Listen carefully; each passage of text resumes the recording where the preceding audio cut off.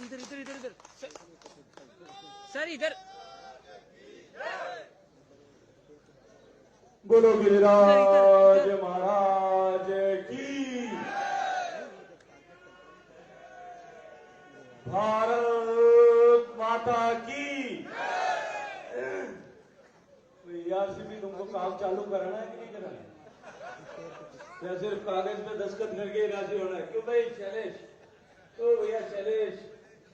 मैं पूछ रहा हूँ तुम्हारे टीम वालों को ईआरसीपी का काम चालू कराना है, कागज पे दस्तखत करा के राजी होना है? अगर चालू करना है दोनों हाथ खड़े करो, मैं देखना चाहता हूँ ठीक से आवाज कैसी आती है। आप पूरी मुट्ठी बंद करके ताकत से बोलो भारत माता की, भारत माता की। मंच पर विराजमान राजस्थान के यशस्वी मुख्यमंत्री आदरणीय भजनलाल जी, राजस्थान सरकार के मंत्री आदरणीय श्री सुरेश रावत जी, श्री संजय शर्मा जी, श्री जवाहर सिंह बेडम जी, मंच पर उपस्थित संसद की हमारे साथी सांसद आदरणीय रंजीता कोहली जी, स्थानीय विधायक शैलेश सिंह जी, विधायक आदरणीय नौक्षम चौधरी जी, भारतीय जनता पार्टी के संगठन संभाग प्रभारी आदरणीय हेमराज मीना जी, प्रदेश के उपाध्यक्ष मुकेश दादी जी, प्रदेश मंत्री गिरधारी तिवारी जी, आदरणीय मनोज भारद्वाज जी, आदरणीय सोमकांत जी, आदरणीय रविंद्र जैन जी, मंच पर उपस्थित सभी भारतीय जनता पार्टी के वरिष्ठ कार्यकर्ता नेता, मंच के सामने बैठे हुए इस लोहागढ़ की धरती के वीर सपूत, सभी सरदारी पितातुल्य बुजुर्ग, मातृशक्ति, युवा साथियों, पत्रकार मित्रों, मैं आज आप सब लोगों को मोदी जी की तरफ से बधाई देने के लिए आया हूं और आप लोगों को एक बार फिर मोदी जी की गारंटी देने के लिए आप लोगों के बीच में आया। चुनाव से पहले जैसा अभी शैलेश जी कह रहे थे, लगातार 5 साल तक राजनीति की रोटी सेकने के लिए, अपनी राजनीतिक महत्वाकांक्षाओं को पूरा करने के लिए इस पूरे पूर्वी राजस्थान के 3 करोड़ लोगों के प्यासे कंठों पर राजनीति करने का पाप पिछले 5 साल तक अशोक गहलोत सरकार ने किया। इस ईस्टर्न राजस्थान कैनाल परियोजना जो इस पूरे समूचे पश्चिमी पूर्वी राजस्थान के 21 जिले, इन जिलों के लिए एक लाइफ लाइन के रूप में, एक जीवन रेखा के रूप में, जिसकी बात पिछले लगभग 20 साल से स्वर्गीय अटल जी के जमाने से, जब पार्वती काली सिंध चंबल परियोजना की कल्पना नदियों को जोड़ने के अभियान के तहत की गई थी, तब से यह पूर्वी राजस्थान के किसान, पूर्वी राजस्थान की माताएं बहनें कर रही। आदरणीय वसुंधरा जी की सरकार के समय में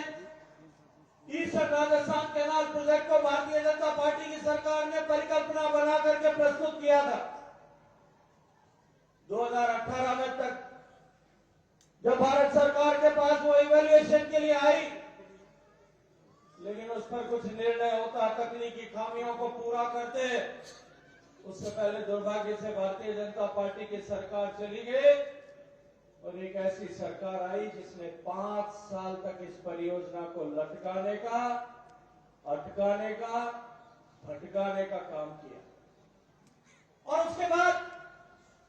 इस योजना को राजनीति के एक भस्मासुर के रूप में, ब्रह्मास्त्र के रूप में काबू लेने का काम, खड़ा करने का काम उन्होंने किया।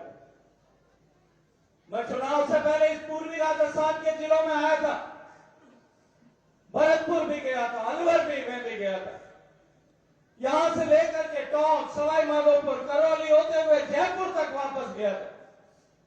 मैंने भारतीय जनता पार्टी के कार्यकर्ताओं से बात की थी। मैंने पूरे 13 जिले जो उस समय थे उनके सारे पत्रकार मित्रों से बात की थी, समाज के प्रबुद्ध नागरिकों से बात की थी और मैंने सबको कहा था, ये राजस्थान की उस समय की सरकार, राजस्थान राजस्थान के इस पूर्वी हिस्से के प्यासे कंठों पर राजनीति की गोटी सेक करके, राजनीति की रोटी सेक करके सत्ता के सिंहासन पर काबिज होना चाहती है। और मैंने कहा था कि ये केवल षड्यंत्र नहीं है, ये पाप ये राजस्थान की सरकार कर रही है। हमने इस योजना को, जो ईस्टर्न राजस्थान कैनाल परियोजना आदरणीय वसुंधरा जी के शासन के समय कल्पित की गई थी और आदरणीय अटल जी के समय में जो पार्वती काली सिंधु चंबल परियोजना नदी जोड़ने की योजना के रूप में चिन्हित की गई थी, उन दोनों को जोड़ा। माननीय प्रधानमंत्री जी के मार्गदर्शन में इस ईस्टर्न राजस्थान कैनाल परियोजना को नहर परियोजना के बदले नदी जोड़ने की परियोजना के रूप में हमने चिन्हित करके काम करने का सुझाव राजस्थान सरकार को दिया था। लेकिन अशोक गहलोत सरकार ने हमारा प्रस्ताव स्वीकार करने के बजाय एक झुंझुना बन लेकर के और इस राजस्थान, पूर्वी राजस्थान की जनता के वोट हटियाने की कोशिश की। उन्होंने ईस्टर्न राजस्थान कैनाल परियोजना के नाम पर एक छोटी नहर परियोजना बनाई, जिससे मात्र 525 एमसीएम पानी राजस्थान के हिस्से में आने वाला था। और वो पानी केवल जयपुर के लिए पीने का पानी, अजमेर के लिए पीने का पानी और टोंक शहर के लिए पीने का पानी, केवल इतना ही पानी था। इसके अलावा इन 13 जिलों में एक बूंद भी न तो पीने का पानी आ सकता था और न कोई सिंचाई के लिए पानी आ सकता। तब मैंने आप लोगों के बीच में आकर के कहा था, क्या भारतीय जनता पार्टी की सरकार बनाई है, डबल इंजन की सरकार बनाई है। 1 महीने के भीतर हम राजस्थान और मध्य प्रदेश के बीच में समझौता करा करके इस संशोधित पार्वती काली सिंधु चंबल परियोजना को एमओयू कराएंगे और नदी जोड़ने की परियोजना के रूप में इसे एमओयू कराएंगे। मैं आज खुशी के साथ में कह सकता हूं और धन्यवाद करना चाहता हूं, अभिनंदन करना चाहता हूं देश के सम्मानीय प्रधानमंत्री जी का, कि उनके मार्गदर्शन में, उनके हस्तक्षेप से मध्य प्रदेश भी राजी हुआ। मैं अभिनंदन करना चाहता हूं मध्य प्रदेश के सम्मानीय मुख्यमंत्री मोहन यादव जी का और आदरणीय भजन लाल जी और इनकी पूरी टीम का। इन्होंने जब जब बुलाया तब आए, साथ में बैठे अधिकारियों के साथ चर्चा करके केवल 50 दिन के भीतर ये राजस्थान, पूर्वी राजस्थान की तकदीर और तस्वीर बदलने का मार्ग सुनिश्चित कर दिया। मित्रों, ये जो परियोजना 45,000 करोड़ रुपए की अनुमानित लागत है, 3700 एमसीएम से ज्यादा पानी इसको राजस्थान को एश्योर्ड वाटर हर साल में मिलेगा, एश्योर्ड पानी मिलेगा।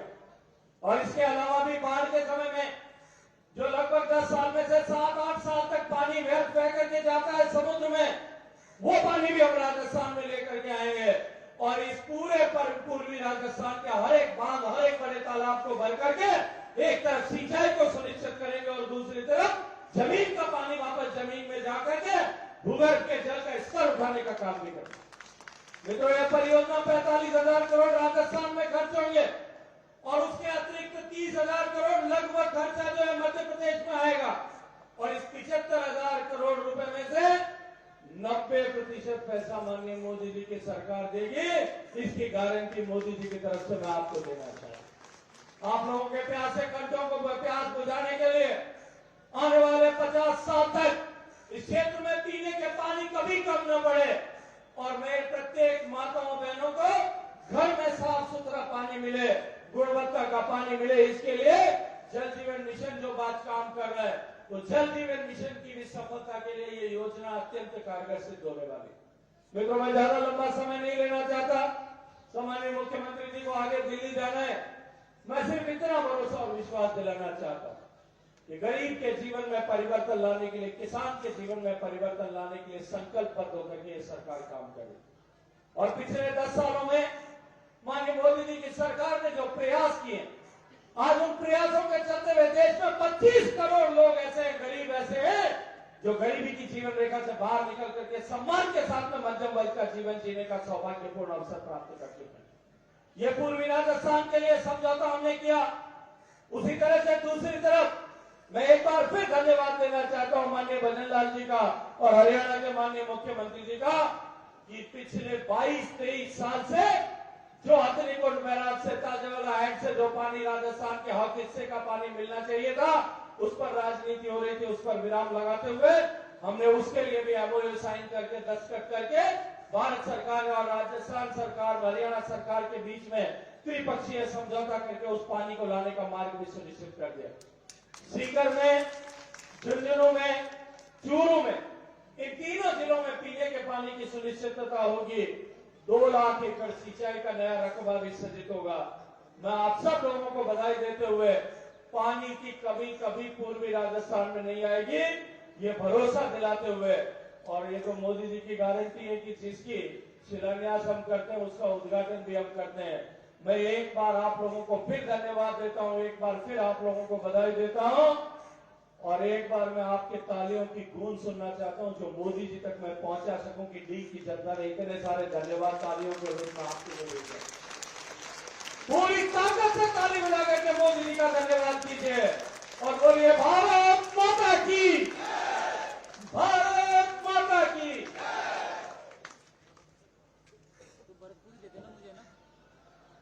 बंधुओं, जिनको आप सुन रहे थे, ये भारत सरकार के केंद्रीय जल शक्ति मंत्री हैं। इनका बहुत बड़ा